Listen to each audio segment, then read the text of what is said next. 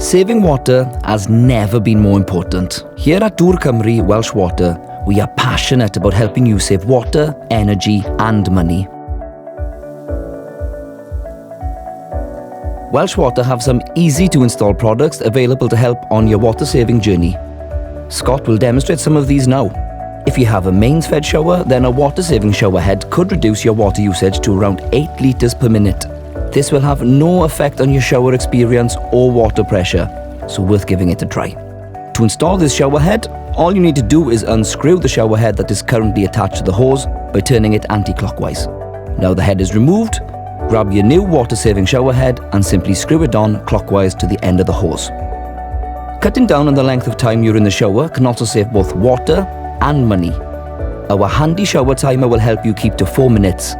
It's quick and easy to install using the suction pad provided. You could also put on your favourite song and challenge the whole family to a 4-minute shower. These products can be ordered for free when you sign up to the online Get Water Fit calculator. To register, head to dwrcymru.com/getwaterfit.